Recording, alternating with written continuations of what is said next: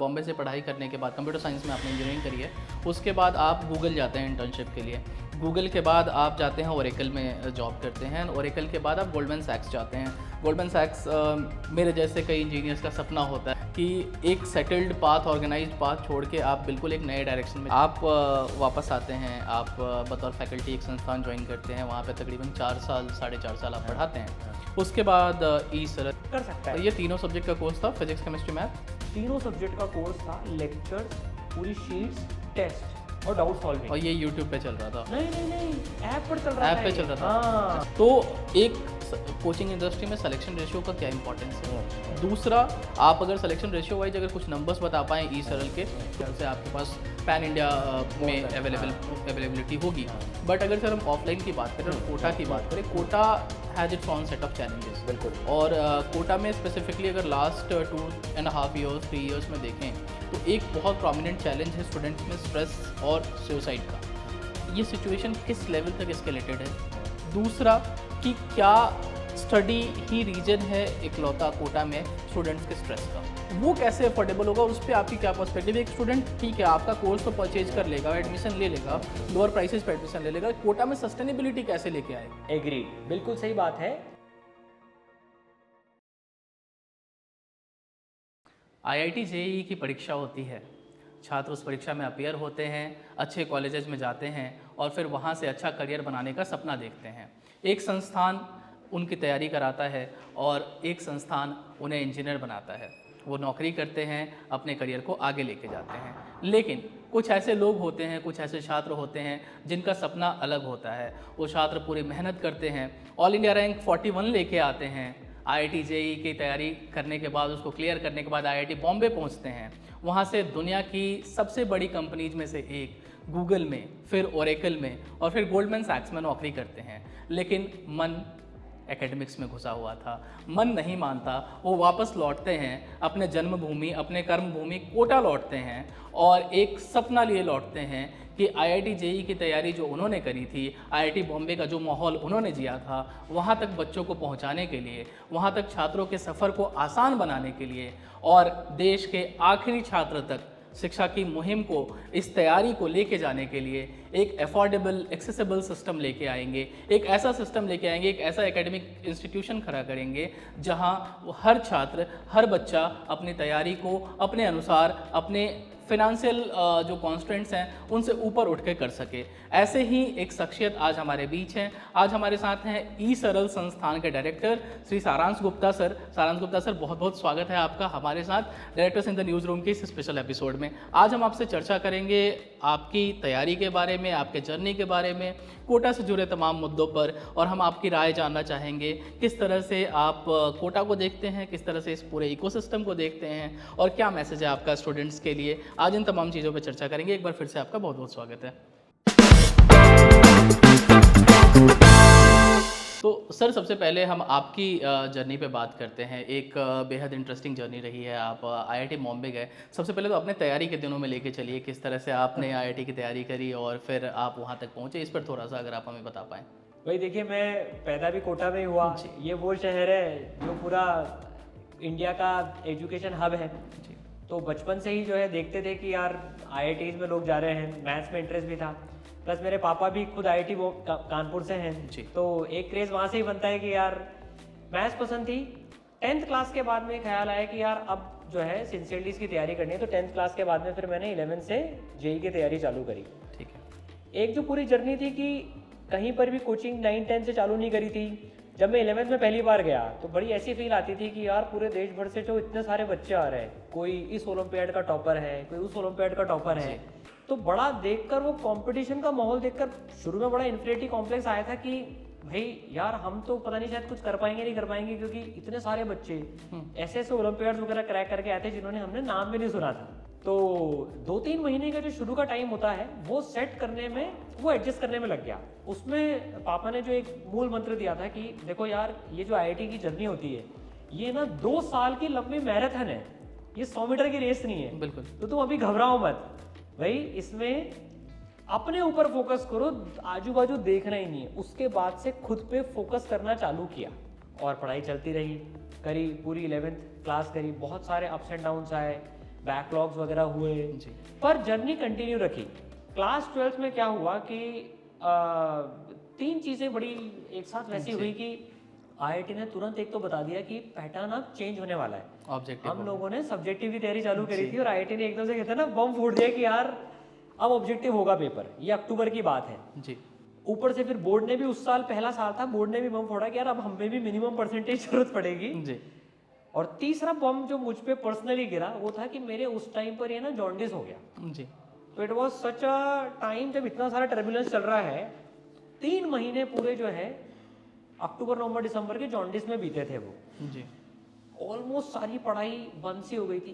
पर वो फेज जब मैं रिमेंबर कर रहा हूँ और मैं काफ़ी सारे बच्चों के जीवन से वो रिलेट भी कर सकता हूँ कि जब इतना डिमोटिवेटिंग फेज आया था कि यार अब क्या हो सकता है, क्योंकि 3 महीने वेस्ट हो गए। तो एक चीज़ जो सामने आई जो प्रिपरेशन में और मेरे को आज तक भी लाइफ में हेल्प करती है कि छोड़ना बड़ा आसान होता है। बिल्कुल किसी भी चीज़ को छोड़ना बड़ा आसान होता है और मैं भी शायद उसी रास्ते पे चल रहा था कि यार ठीक है छोड़ देता हूँ, ड्रॉप ईयर में देखेंगे क्योंकि अब तो नहीं हो सकता। जी तो फिर मेरे फादर जो हैं वो मेंटर भी हैं, टीचर भी हैं और वो इसी फील्ड में थे। तो उन्होंने एक बार बताया था छोड़ देगा तो वैसे भी रिजल्ट नेगेटिव ही आएगा। हाँ जी इससे बड़े एक काम करते हैं, अपना ट्राई तो देते हैं, अगले साल ही काम आएगा, लेट्स ट्राई, ये भी ना ये सोचे। तो वो जो एटीट्यूड उस समय डेवलप हुआ ना कि यार 3 महीने हुए तो हुए बर्बाद, कोई दिक्कत नहीं है, अब ट्राई करते हैं। तो दैट गिव मी स्ट्रेंथ। और फिर मैंने जो है पूरा जो बैकलॉग्स वगैरह हुआ था पूरा उसको स्ट्रैटेजिकली करा अच्छे से।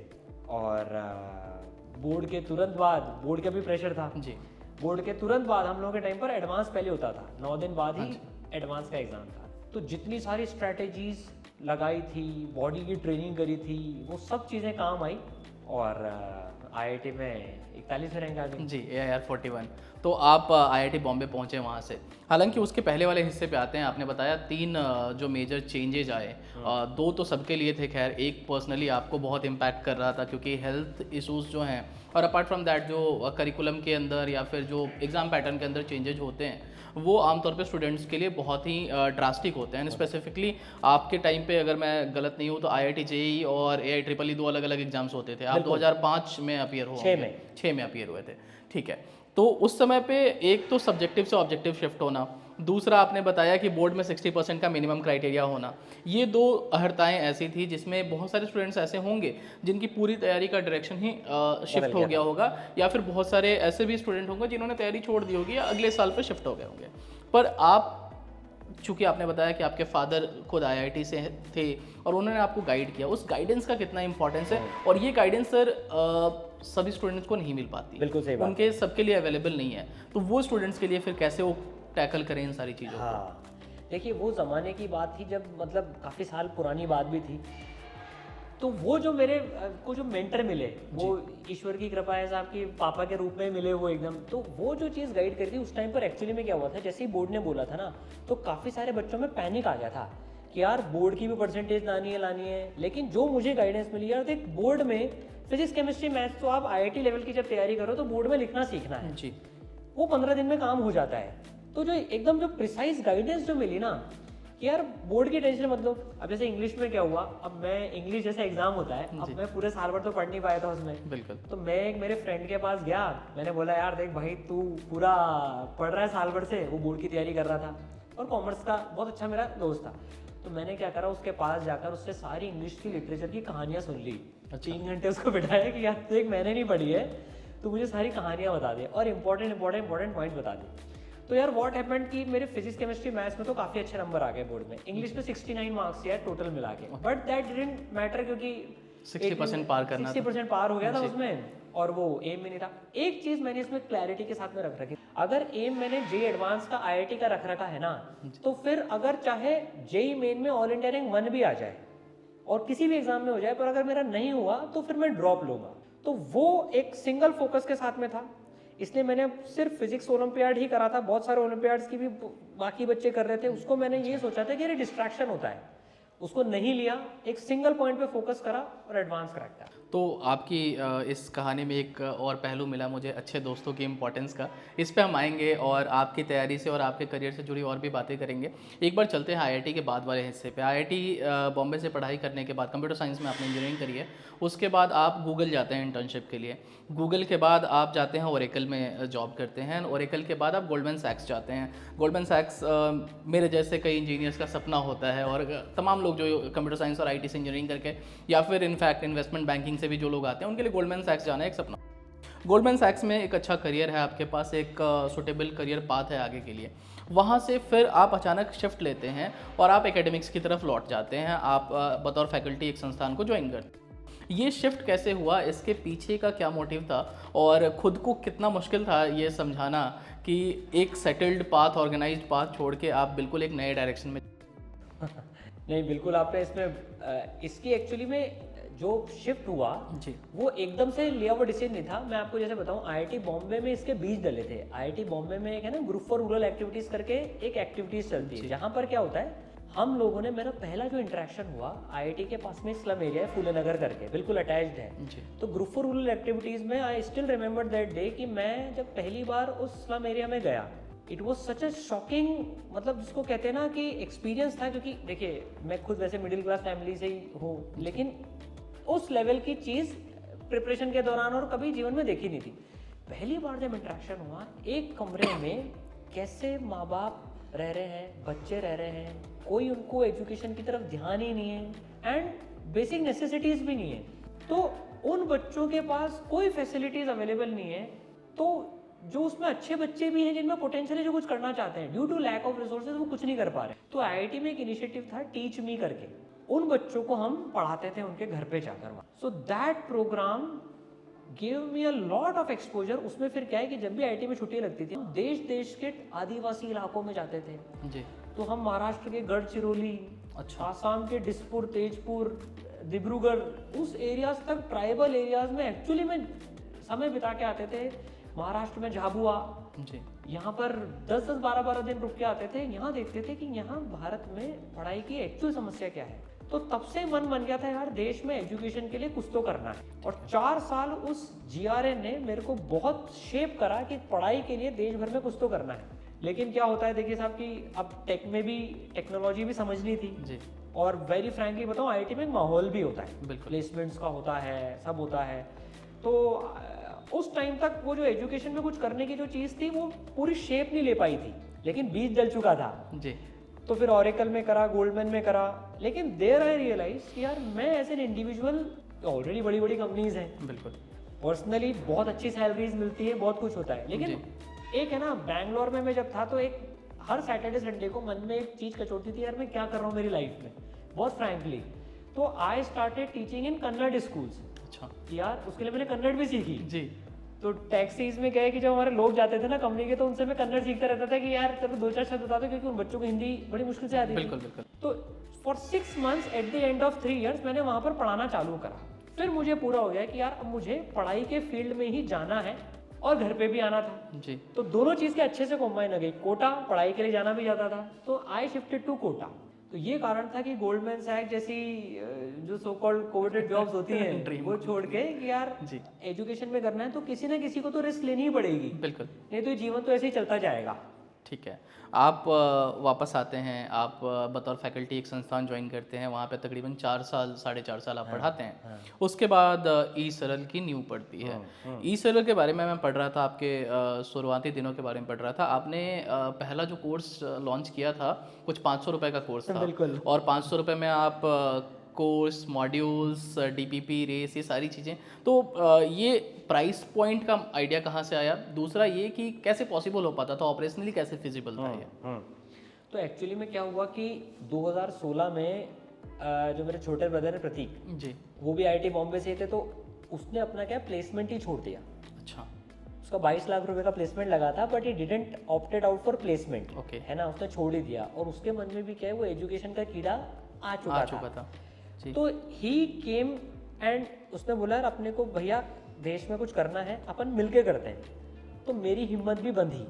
अच्छा, 4 साल जो एक संस्थान में पढ़ाने का एक्सपीरियंस था, उस चीज़ें आई। काफ़ी सारे बच्चे देश के ऐसे हैं जो वाकई में इतनी महंगी पढ़ाई अफोर्ड नहीं कर सकते। मतलब डेली बेसिस पे ऐसे केसेस आते थे पेरेंट्स के, कोई कर्जा लेके आया है, कोई मम्मी अपने गहने गिरवी रख के आए हैं, जमीन गिरवी रख के आए हैं, और फिर क्या जब सिलेक्शन नहीं होते थे तो वो उसकी भरपाई कैसे हो। तो जो एजुकेशन इतनी हैवी कॉस्टिंग वाइज होती जा रही थी, दैट वाज द पॉइंट कि यार अच्छा भारत में टॉप टीचर्स कैसे देने हैं जी, क्योंकि वो कुछ लिमिटेड फ्यू को ही मिल पा रहे हैं, बिल्कुल। तो इसको कैसे स्केल करें। अच्छा ये प्री कोविड की बात है जी, तब ऐसा कोई वो भी नहीं था, बिल्कुल। तो वी डिसाइडेड कि यार अब मेरे को टेक्नोलॉजी का एक्सपीरियंस था आईटी बॉम्बे सीएस से, फिर गोल्डमैन ओरेकल से, प्लस इन सारी संस्थानों ने ये चीज सिखाई कि टेक्नोलॉजी क्या काम कर सकती है। तो मी एंड प्रतीक और फिर एनके सर को भी हमने पुल इन कर लिया था। हमने ऐसा सोचा कि यार कुछ पहला ऐसा भारत का सिस्टमैटिक कोर्स जो कि यार लेके आते हैं, जो कि बच्चे को इस अफोर्डेबल रेंज में सारी चीजें दे दे।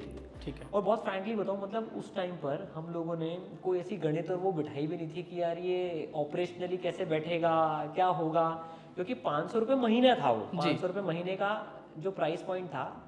और उस टाइम पर कोटा में ये इंडिया में किसी ने सोचा भी नहीं था, यूट्यूब पे कुछ लोग चला रहे थे, पर इतना सस्ता भी कुछ मिल सकता है। वेरी फ्रैंकली ऑपरेशनली बैठेगा नहीं बैठेगा वो नहीं सोचा था। पहले था चला के देखते हैं, पहले बच्चों में एक्सेप्टेंस देखते हैं, क्या हम इस मॉडल से रैंक ला भी सकते हैं क्या। अच्छा। वो सबसे बड़ा चैलेंज था। तो पैसे इतने कम रखे थे कि यार एकदम सिंसेरिटी इंश्योर करने के लिए कि सिंसेरिटी आए, क्योंकि फ्री की बिल्कुल बिल्कुल वैल्यू उतनी बच्चा नहीं कर पाता कि यार एक बेसिक मिनिमम जो सब अफोर्डेबल कर पाए और कोई भी टैलेंट छूटे नहीं, ये एम था। तो 500 रुपए का था यार, 500 रुपए महीने का अफोर्डेबल कोई भी कर सकता है। ये तीनों सब्जेक्ट का कोर्स था, फिजिक्स केमिस्ट्री मैथ, तीनों सब्जेक्ट का कोर्स था, लेक्चर्स, पूरी शीट्स, टेस्ट और डाउट सॉल्विंग। और ये यूट्यूब पे चल रहा था? नहीं ऐप पर चल रहा था। ऐप पे चल रहा था। हाँ, अच्छा, यहाँ टेक एक्सपीरियंस काम आया आपका? यहाँ टेक एक्सपीरियंस काम आया। फर्स्ट ऐप बेस्ड कोर्स था इतना अफोर्डेबल रेंज में। अच्छा। और उसके बाद वो जो कोर्स था वो भी ई सरल के नाम से ही लॉन्च हुआ था? नहीं, वो क्या हुआ था, देखिए कोर्स पहले हो गया था। अच्छा। ई सरल नाम तो एक्चुअली 2018 में आया, हम लोग 2017 से ही इसको कर रहे हैं। तो कुछ बच्चों में जो नॉन बच्चे थे वैसे करके, बाकी ऑफिशियल जो कोर्स था वो ई सरल के बाद में आया। बाकी कुछ बच्चे पहले से ही नाम आने के पहले से पढ़ाई चालू हो गई थी। अच्छा। देखिए क्या है, इसको कॉर्पोरेट की तरह से सोचा ही नहीं था कि इसको कोई बड़ी कंपनी बनानी है, कुछ वैसे करना है। तो ये था कि पहले प्रूफ ऑफ कॉन्सेप्ट हो जाए, तो नाम की चिंता ही नहीं करी थी कि पहले यार काम तो जाए। तो वो लेक्चर्स वगैरह चले गए, फिर क्या कंपनी इनकॉर्पोरेशन वगैरह सब करानी थी, तब नाम सोचना पड़ा। अच्छा। और क्या आइडिया था इस नाम के पीछे, ई सरल गुरुकुल के नाम के पीछे क्या कॉन्सेप्ट था, अगर आप थोड़ा ब्रीफ में बताएं? तो अल्टीमेटली एम ये था कि अफोर्डेबल, एक्सेसिबल, थॉटफुल बनानी है एजुकेशन। तो अब ये सब चीज़ क्या कर रही हैं, थॉटफुल बनानी है। ठीक है। मोस्टली बच्चे क्या रटके पढ़ते हैं। अब ऐसी मूवीज हैं, बाहुबली या मूवीज देखें तो यार वो पढ़ाई में वो मजा क्यों नहीं हो। तो एक ऐसा नाम आया, सब चीजों को सरल बनाना है, जेब पे भी सरल, पढ़ाई में भी सरल और सिलेक्शन भी सरल। तो सरल वर्ड पहले आ गया था। अब एजुकेशन को सरल बनाना है ना जी, तो फिर प्रतीक के एक रात को दिमाग में आया, उसने रात को 2 बजे उठाया, अरे मेरे दिमाग में एक नाम आया है। मैंने कहा क्योंकि काफी दिन से ब्रेनस्टॉर्मिंग चल रही थी। अच्छा। तो अरे ई सरल रखते हैं अपन नाम एक। ठीक है। और फिर वो गुरुकुल शब्द कैसे जुड़ा सर? गुरुकुल शब्द तो ऑफलाइन सेंटर के लिए आया है। अच्छा।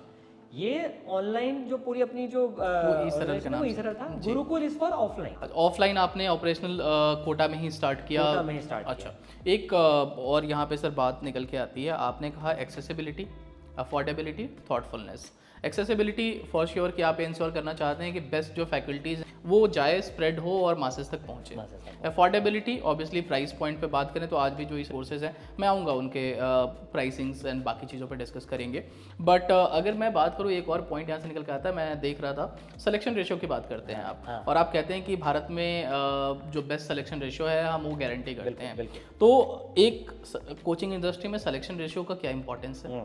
दूसरा, आप अगर सिलेक्शन रेशियो वाइज अगर कुछ नंबर्स बता पाएँ ई सरल के, तो वो स्टूडेंट्स के लिए काफ़ी इंपॉर्टेंट पॉइंट है, क्योंकि मासेस तो ऑब्वियसली हैं, लेकिन इस पे आपका क्या पर्सपेक्टिव है सर? देखिए इसकी शुरुआत भी कैसे हुई थी कि एक बच्चा जो अपनी जर्नी चलाता है, जैसे मेरे को एनके गुप्ता सर मेंटर मिले जी, लेकिन हर बच्चे के पास में वो फैसिलिटी नहीं होती है। और मेरा जो 4 साल का ऑफलाइन का तजुर्बा था उसमें भी ये बात थी कि जो अच्छे बच्चे सो कॉल्ड जो रैंकर्स और बैंकर्स में 2 दुनिया में बांटा रहता है, तो रैंकर्स को तो क्या है सारी फैसिलिटीज मिल जाती हैं, तो उनका ट्रैक क्या है वो अपने आप निकाल लेते हैं। लेकिन जिस बच्चे में वाकई में पोटेंशियल होता है ना, एक बार उसका बैच गिरा, फिर वो उसके लिए वापस ऊपर आना नेक्स्ट टू इम्पॉसिबल हो जाता है, क्योंकि टीचर भी मतलब गिर जाते हैं, quality थोड़े से wise, क्वालिटी वाइज गिर जाते हैं, टॉप टीचर्स ऊपर वालों को मिलते हैं जी तो डबल मार पड़ती है। तो एक जो चीज़ है कि साथ इस जर्नी में, क्योंकि बहुत देखिए आसान जर्नी नहीं है, जी जेई और नीट जैसे एग्जाम को बिल्कुल, क्रैक बिल्कुल। करना बच्चे के लिए लोहे के तने जमाना जैसा है, और वो पूरा अपनी शक्ति लगाता है, तो उसके साथ में वो रहना चाहिए। इसलिए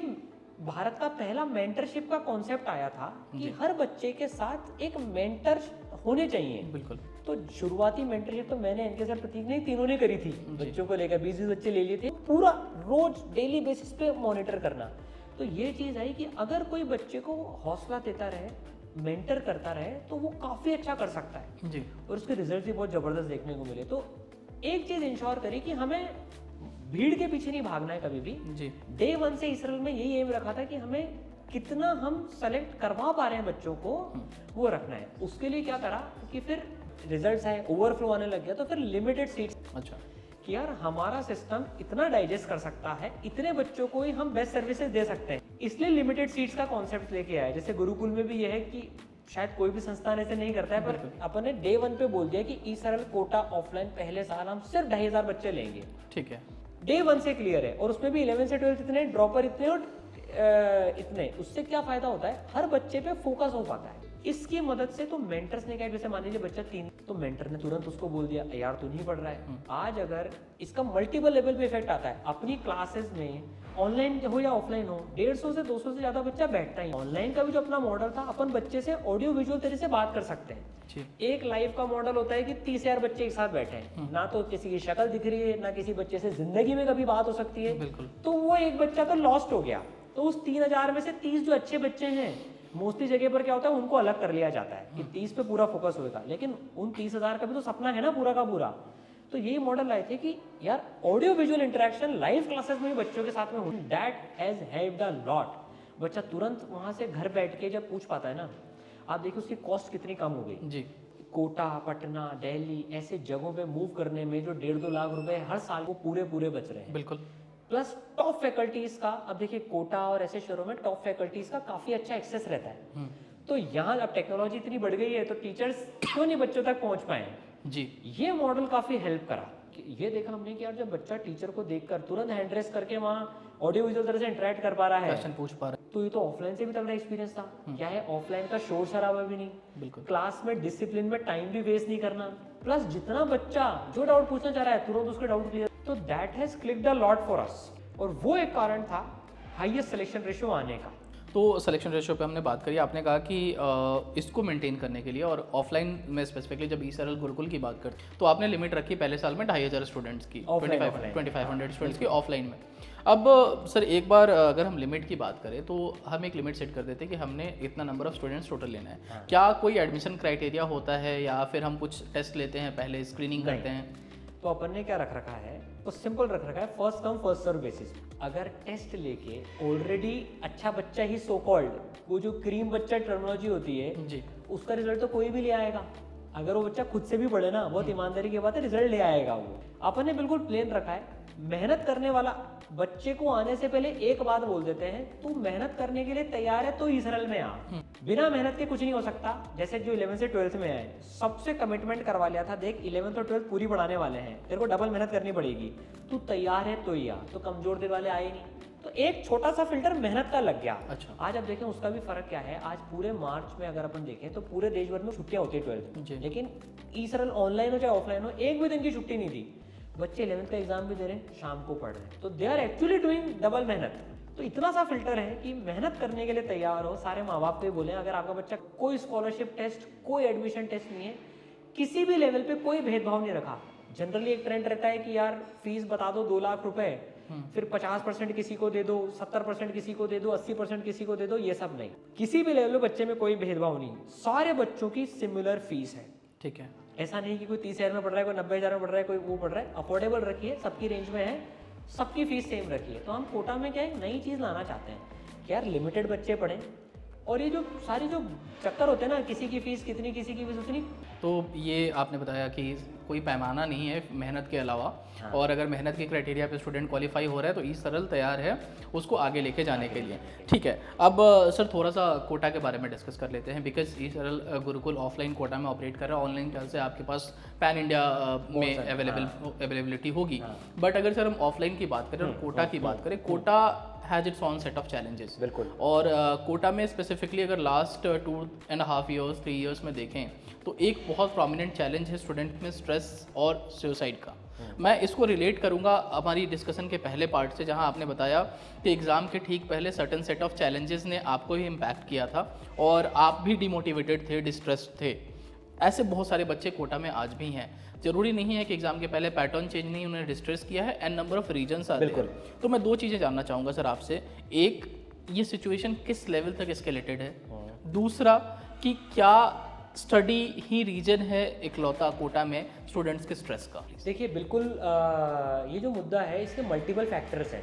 एग्ज़ाम के पहले, क्योंकि अब एग्ज़ाम की डेट आ जाती है, एक्स्ट्रा प्रेशर बच्चों पे आ जाता है। इसमें 3 लोग जो हैं उनको मिलकर इस प्रॉब्लम को सॉल्व करना पड़ेगा। एक टीचर्स, एक स्टूडेंट और एक पेरेंट्स। इसमें मैं चौथा भी लूँगा, जैसे कोटा पर्टिकुलर की बात करें तो हॉस्टल्स एंड जो पेरिफेरल जो सारी चीज़ें हैं जी। एक बच्चा जो अपने जीवन का सबसे मेहनत वाला टाइम बिता रहा है, उसको क्या चाहिए, उस पर कोई भरोसा रखे।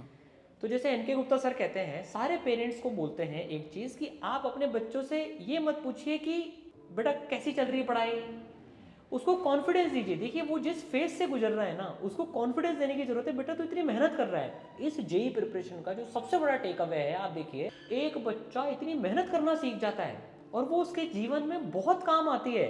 3 घंटे का आईआईटी का एग्जाम, 6 घंटे का आईआईटी का एग्जाम उसके जीवन की सक्सेस का निर्णय नहीं ले सकता है, ना ही 3 घंटे नीट का एग्जाम ले सकता है। बिल्कुल। तो बच्चे को ये समझना चाहिए ये तो जैसे एक एग्जाम है, लेकिन जो पूरे 2 साल उसका प्रोसेस गया है, उसने उसके जीवन के कैरेक्टर को शेप करा है। प्लस सबसे बड़ा पॉइंट इसमें बच्चों के लिए मैं एक बात बोलूंगा कि बच्चे ऐसी चीजें शेयर करें। यहाँ पर मेंटर्स का बहुत बड़ा रोल आता है। देखिए अगर मेरे जीवन में कोई एक मेंटर है जिसका नंबर मेरे पास है, जो मेरे पास है, मैं उसके साथ अपने दुख शेयर कर सकता हूँ, बता सकता हूँ कोई भी चीज़ें, तो वो सॉल्व हो जाती है। सॉरी यहाँ पे मैं आपको रोक रहा हूँ। आपने बताया कि ई सरल ने स्पेसिफिक मेंटरशिप प्रोग्राम रखे हुए हैं और मेंटर्स आइडेंटिफाई किए हुए हैं। क्या बच्चे बात करते हैं? बिल्कुल करते हैं। आप अभी बाहर जाके भी देख सकते हैं। यहाँ पर जैसे ऑफलाइन में अपन एक स्पेशल रूम, ये इनफैक्ट जो रूम है जिसमें कि मेंटर्स और बच्चे इंटरेक्ट कर सकते हैं। ऑफलाइन के मेंटर्स यहीं पर ही रहते हैं बच्चों के साथ। नॉन एकेडमिक इश्यूज पे बात होती है। हाँ। तो देखिए टीचर के लिए वाकई में पॉसिबल नहीं हो पाता है कि जब वो 4 क्लास ले रहे हैं उसके बाद में इंडिविजुअल बच्चों से बात कर पाए। बहुत प्रैक्टिकल प्रॉब्लम है। तो इसके लिए क्या है, एक डेडिकेटेड टीम है, जैसे इसरल गुरुकुल में बात करें, और इन जनरल ऑनलाइन के लिए भी, जहाँ पर मेंटर्स होते हैं जो प्रॉपरली ट्रेंड होते हैं बच्चों की हर टाइप की प्रॉब्लम्स को सॉल्व करने के लिए। ठीक है। क्योंकि देखिए यार ये यंग एज है, हार्मोन्स जो हैं बिल्कुल उबाल खा रहे होते हैं, बिल्कुल एकदम वो। तो बच्चों और बच्चा ही है वो भी, भाई वो कहीं डिस्ट्रैक्ट हो गया, डीमोटिवेट हो गया, तो there should be someone who can help it out. और मैं बच्चों से, पेरेंट्स से भी ये एक चीज़ बोलूँगा और सब टीचर से भी, पूरे सिस्टम से, कि बिल्कुल इसको फ्रैंक डिस्कशन में लेके आएँ और बच्चे भी अपने मन की जो बात है वो सबके साथ में शेयर करें। शेयर करने से बच्चे जनरली सोचते हैं मैं पेरेंट्स को बताऊंगा, वो चिंता में आ जाएंगे, टीचर्स को बताऊंगा, मेंटर्स को बताऊंगा, वो चिंता में आ जाएंगे। लेकिन एक बात है कि यार वो थोड़े से एक्सपीरियंस लोग हैं, और पेरेंट्स के लिए पर्टिकुलरली एक चीज़ कि वो बच्चों को समझें। बच्चा इतनी मेहनत कर रहा है, उसका जितना हौसला बढ़ाएंगे ना, देखिए वो बच्चा करना चाहता है, उसका जितना हौसला बढ़ाएंगे ना, वो उतना ज़्यादा उसको हेल्प करेगा। सर मेरे लास्ट कुछ इंटरव्यूज़ के बाद ना पेरेंट्स के तरफ से एक फीडबैक था, ये जहाँ भी टीचर्स या फिर फैकल्टीज या डायरेक्टर्स ये बात कहते हैं कि आपका बच्चा है वो जो करना चाहता है उसको करने दीजिए, और तैयारी करना अगर नहीं हो रही है, उस IIT चाहिए, उसको XYZ किसी और फील्ड में जाना चाहिए। मैं आपसे एक पर्सपेक्टिव समझना चाहता हूँ, एक इंस्टीट्यूट के तौर पर। सर आपके पास ऑफलाइन में 2500 बच्चे हैं, ऑनलाइन में आपके पास बहुत सारे बच्चे हैं। अगर एक बच्चा जो है वो नहीं कर रहा है, IIT JEE के लिए नहीं बना है, किसी और फील्ड के लिए बना है, आप उसको समझा रहे हैं कि he can shift fields, but एक पेरेंट्स के लिए वो इकलौता बच्चा है हाँ। या एक फैमिली के लिए वो इकलौता होप है। हाँ। तो वो पीयर प्रेशर और वो पेरेंटल प्रेशर भी काफ़ी रेजोनेट होता है स्टूडेंट्स हाँ, के ऊपर। हाँ। उससे कैसे डील करें स्टूडेंट्स, क्योंकि जब स्टूडेंट्स भी कहते हैं तो यही कहते हैं कि सब ठीक है, सारी बातें ठीक है कि नहीं, हम जो करना चाहें कर सकते हैं, लेकिन मेरी फैमिली की उम्मीदें हैं मुझसे, हाँ, उसको कैसे कैटर करना है। इसमें देखिए क्या है, बहुत प्रैक्टिकली अगर अपन देखें तो इसमें एक चीज़ जो होती है कि बच्चा ये जर्नी स्टार्ट कर चुका होता है अपनी जेई की जर्नी के जी। उसमें, है ना। अब काफ़ी सारे बच्चों को बीच में समझ में आता है, या ऐसा होता है कि कई बार इसका, क्योंकि ये एक मतलब जिसको कहते हैं ना मैराथन रेस है ये, कि मतलब मैराथन के बराबर 42 किलोमीटर की जो मैराथन होती है ना, लंबी लंबी लड़ाई है एक तरह से ये। तो इसमें क्या होता है इन जनरल, अगर बीच में ऐसा कुछ आता है तो उसमें एक प्रोसेस को, क्योंकि देखिए इसके बाद में अभी बच्चा 12th में है या ड्रॉप ईयर में है, जी। अभी उसके पास में आगे बहुत लाइफ बची है जिसमें वो काफ़ी सारी चीज़ें एक्सप्लोर कर सकता है। तो जनरली अगर कोई मेरे से पूछता है तो मैं उसको रिकमेंड करता हूँ कि बेटा जो चीज़ आपने स्टार्ट करी है ना, उसको अपना बेस्ट देखिए, एक बार फिनिश लाइन तक तो लाओ। देखिए क्या होता है, आज नॉट नेसेसरली कि बहुत बड़ा क्रिकेटर है उसको भी हमेशा 24 आवर्स वो खेलने में मजा आएगा, ये हम भी जानते हैं। ऐसे फेजेस आते हैं कि जो मेरा सबसे पैशन वाला काम है, हो सकता है साल भर में 1 घंटा ऐसा है जब मेरे को लगे इतनी प्रॉब्लम्स आ गई यार मेरे से नहीं होगा, लेकिन उस टाइम पर shifting the thing is not a good option. आप जो चीज़ आपने चालू करी है उसको पूरी एनर्जी के साथ में, पूरी पॉजिटिव एनर्जी के साथ में खत्म करो, ये भी आपकी ट्रेनिंग ही हो रही है। आप फिर जेई के एग्जाम देने के बाद, नीट के एग्जाम देने के बाद दूसरी चीजें एक्सप्लोर कर सकते हो। बिल्कुल। इसमें वो हैबिट नहीं हो जाए, देखिए बहुत फ्रैंकली, कि मैं थोड़ी सी भी समस्या आए और मैं चीज़ों को शिफ्ट करता रहूं, छोड़ के भाग जाओ। इसका दूसरा पहलू वो भी है। जनरली बच्चे ऐसा नहीं करते, तो जिसको ऐसा रियलाइज भी हो गया है कि ही इज और she is made for another thing, इस प्रोसेस को खत्म करें एक बार वो पहले। बिल्कुल, ये बहुत इंपॉर्टेंट मैसेज है कि अगर आप तैयारी के बीच में हैं और आपको रियलाइजेशन होती है कि शायद आप IIT जेई के लिए या नीट के लिए नहीं बने हैं, तो सर का मैसेज ये है कि पहले आप उस पार्टिकुलर प्रोसेस को कंप्लीट करें एंड देन आप डेफिनेटली शिफ्ट करें, आगे जाएं और एक्सप्लोर करें अपने अपने ऑप्शंस को। एक सर मैं यहाँ पे वापस एक्सेसिबिलिटी, अफोर्डेबिलिटी, क्योंकि वो टर्म बड़ा स्टिकी है और मैं उस पर वापस लौटना चाहता हूँ। आप एजुकेशन को अफोर्डेबल बनाने की बात करते हैं, आप कह रही हैं कि मैं एंड लाइन तक, last man in the Q तक एजुकेशन को लेके जाना चाहता हूँ और अफोर्डेबल प्राइसेस में लेके जाना चाहता हूँ, but for Kota specifically ecosystem जो है वो सिर्फ एकेडमिक कॉस्ट के अराउंड रिवॉल्व नहीं करता। बिल्कुल सही बात। कोटा में और भी सर्टेन कॉस्ट एलिमेंट्स हैं और वो बहुत स्पाइक्ड हैं, वो कैसे अफोर्डेबल होगा, उस पर आपकी क्या पर्सपेक्टिव? एक स्टूडेंट ठीक है आपका कोर्स तो परचेज कर लेगा, एडमिशन ले लेगा, लोअर प्राइसेस पे एडमिशन ले लेगा, कोटा में सस्टेनेबिलिटी कैसे लेके आए? एग्रीड, बिल्कुल सही बात है। तो देखिए ये नॉट ओनली कोटा, ये बिहार में पटना हो, लखनऊ हो, यूपी में दिल्ली हो, भुवनेश्वर हो, गुवाहाटी हो, ये सारी कैपिटल सिटीज़ की सेम प्रॉब्लम है जी। जहाँ से पास का बच्चा फ्लॉक करता है और उसको कॉस्ट बियर करनी पड़ती है। तो देखिए इसमें बहुत सिंपल सी चीज़ है, अगर हम हमारे देश का डिस्ट्रीब्यूशन देखें तो कुछ पेरेंट्स अफोर्ड कर सकते हैं, उनके लिए फाइनेंशियल कोई इशू नहीं होता। बिल्कुल। इसमें हमें ये समझना पड़ेगा कि जैसे अगर मान लीजिए किसी परिवार में, जैसे बहुत फ्रैंकली हमारी फैमिली में भी फाइनेंशियल इश्यूज थे, मतलब मेरे पापा ने 8th क्लास से पैसे जमा करे थे तब जाके 11th की फीस हम कोचिंग की भर पाए थे।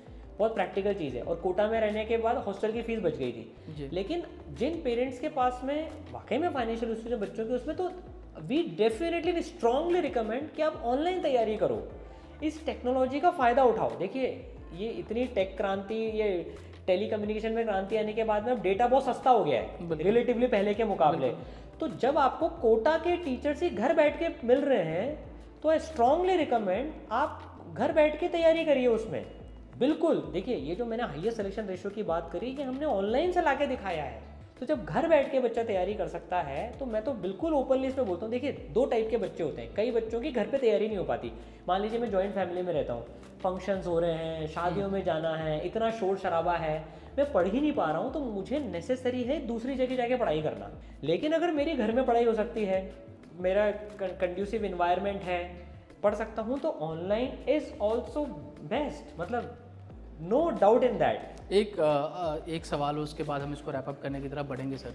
आपने स्ट्रेस पे बात करी, आपने बात करा कि पेरेंट्स को, टीचर्स को ये चीज़ें समझ, और एक एकेडमिक लेवल पे और इंस्टीट्यूशनल लेवल पे अटेम्प्ट्स होने चाहिए मेंटर करने के। एक ये चीज़ हुई। दूसरी चीज़ हुई कि सर ये जो फेज़ होता है वो बच्चा एक बार आके बात कर लेगा, 2 बार आके बात कर लेगा। डे टू डे लाइफ की अगर मैं बात करूँ, सुबह आता है, कोचिंग तैयारी करके घर जाता है, वापस होमवर्क करता है, डेली की जो मोटिवेशन की ज़रूरत है और डेली जो बच्चा जिस फाइट को लड़ रहा है उसको कैटर करने के लिए, उससे आगे निकलने के लिए आप क्या रिकमेंड करते हैं स्टूडेंट्स को कि कैसे वो पूरा इन्वायरमेंट, जैसे मैंने कहीं पढ़ा था कि आप तारक मेहता का उल्टा चश्मा के बहुत बड़े फैन हैं, आप देखते रहते हैं, तो इस तरह की कुछ चीज़ें कि जो रेगुलर लाइफ एक्टिविटी क्या होनी चाहिए, क्या कोटा में आके या IIT JEE की तैयारी कर रहा बच्चा जो होता है वो 16 आवर्स 15 आवर्स एकेडमिक्स में ही देना ज़रूरी है?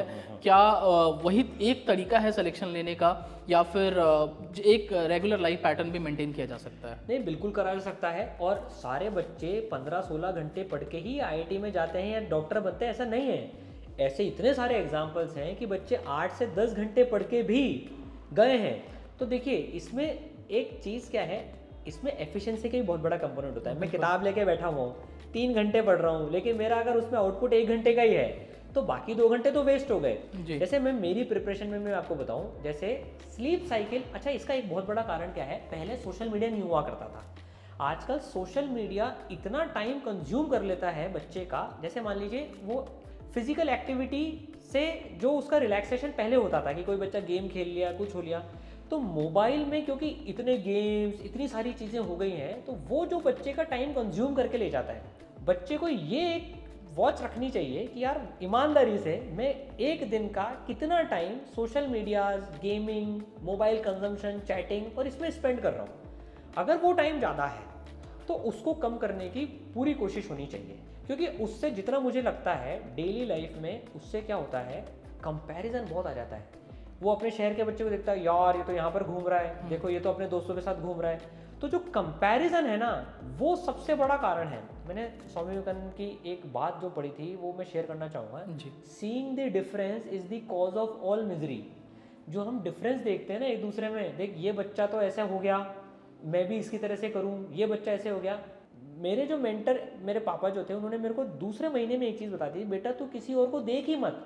हमारे बैच में NTSC rank 1, rank 2, rank 5, rank 10 और यहाँ पर NTSC नॉट सेलेक्टेड बच्चा बैठा हुआ है। आप सोच कर देखो जी कितना इन्फिनिटी कॉम्प्लेक्स आता था। लेकिन उस दिन के बाद से डेली, यार मेरे को इससे कंपेयर नहीं करना, मेरे को मेरी जर्नी में करना है, और मेरी उन सबसे बेटर रैंक आ गई, मतलब एंड रिजल्ट में। बिल्कुल, AIR 41 is something which you got right. तो कंपेयर मत करो, अपनी जर्नी में फोकस करो, मैं खुद को कैसे बेटर करूँ। और देखिए, ये जर्नी सिर्फ JEE पे एंड नहीं होती, ये जर्नी हम हमारे लाइफ के कैरेक्टर, चरित्र निर्माण के लिए ये जर्नी है।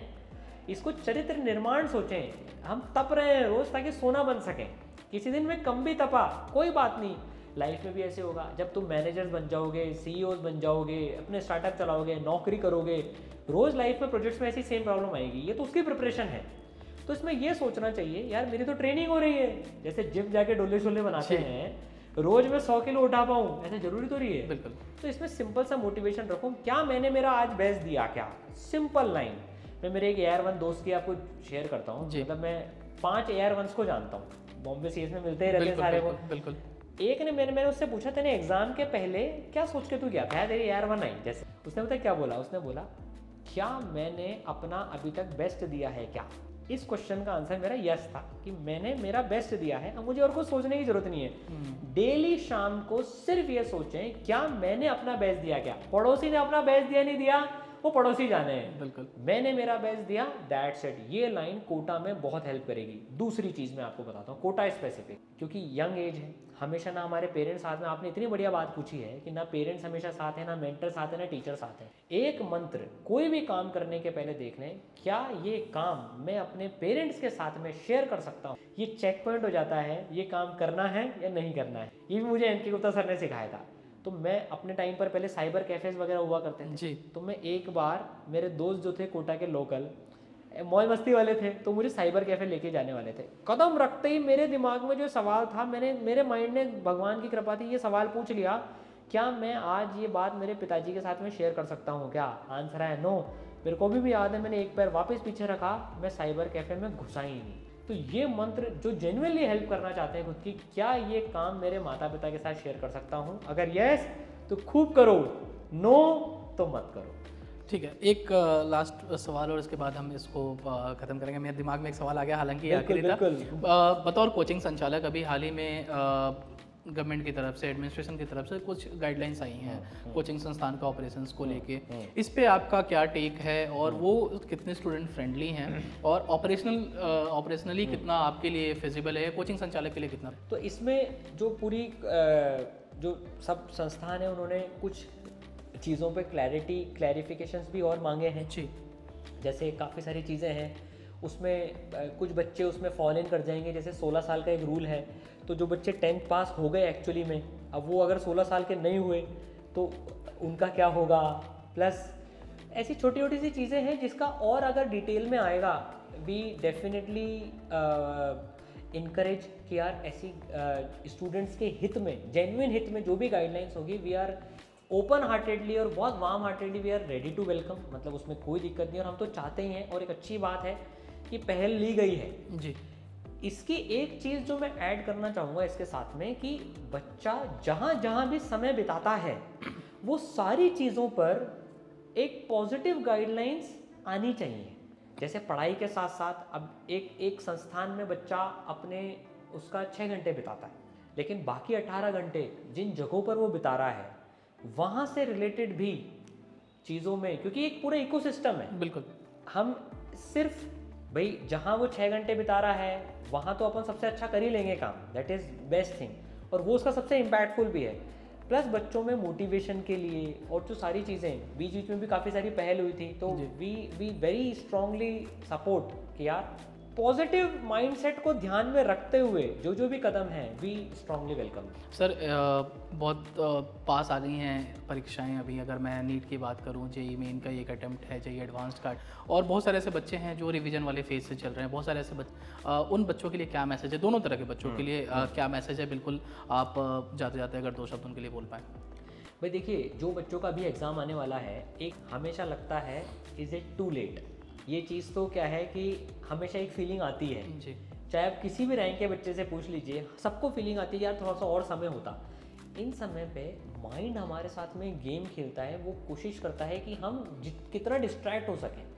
सिंपल सा रूल रखना है, डेट हमारे उससे वैसे भी शिफ्ट होने वाली नहीं है, तो अपना बेस्ट दें। वही मूल मंत्र काम आएगा कि यार बस अपना बेस्ट दो। रोज एक सवाल पूछ लो, मैंने अपना बेस्ट दिया क्या? अगर आंसर यस है तो तुम राइट ट्रैक पर हो। और इसमें एकदम रेलेवेंट पढ़ना बहुत ज़रूरी है। काफ़ी बच्चे क्या करते हैं, लास्ट में प्रेशर आने के चक्कर में बहुत सारी किताबें भी खरीद के ले आते हैं। वो बिल्कुल यूजलेस काम है। आप बिल्कुल सेलेक्टेड मटेरियल करो। जेई मेन का जो फर्स्ट लेवल का जो पेपर आया उससे इन्फ्रेंस निकालें, तो उसमें टफ चीज़ें ज़्यादा आ ही नहीं रही है मैथ्स को छोड़ के, तो आप उन चीज़ों में ना जाएं। और जो हाई वेटेज वाले टॉपिक्स हैं ना, उनको जरूर से कर लें जी। मतलब 0 से चालू नहीं करके, जो हाई वेटेज वाले हैं ना, उनको फर्स्ट नंबर की प्रायोरिटी में रखें। मतलब स्मार्ट स्टडी भी बहुत ज़रूरी है लास्ट मोमेंट पे। बहुत बहुत धन्यवाद सर आपका। IHY के मीडिया पे, it happens only in Kota पे हम स्टूडेंट्स के लिए जो बेहतर माहौल क्रिएट करने की कोशिश कर रहे हैं। मुझे उम्मीद है आपने हमारा काम देखा होगा। अगर हमारे लिए कोई फीडबैक है, हमारे लिए कोई मैसेज है, तो प्लीज़ आप बताएं सर, ताकि हम और भी बेहतर कर सकें। नहीं, मतलब I personally really appreciate the work you are doing. आपने स्टूडेंट्स को एक वॉइस दी है, उनके बिल्कुल जो प्रैक्टिकल इश्यूज़ हैं आप उनको कैटर करते हैं। प्लस कोटा में हम तो born and bottom in Kota हैं, तो काफ़ी टाइम से ऑब्जर्व कर रहे हैं आप, बढ़िया बढ़िया इवेंट्स भी कराते हैं बच्चों के लिए जी, जो उनके लिए स्ट्रेस बस्टर्स का काम करते हैं। And just keep it up, और हमारी पूरी ब्लेसिंग्स और पूरा सपोर्ट है आपके साथ। बहुत बहुत धन्यवाद सर, बहुत बहुत धन्यवाद आपके समय के लिए। और अभी आपने सुना ई-सेरल के डायरेक्टर सारांश गुप्ता सर को, और ऐसे ही directors in the news room के अगले एपिसोड में हम मिलेंगे किसी और संस्थान के डायरेक्टर के साथ। अभी आप सबका हमारे शो को देखने के लिए बहुत बहुत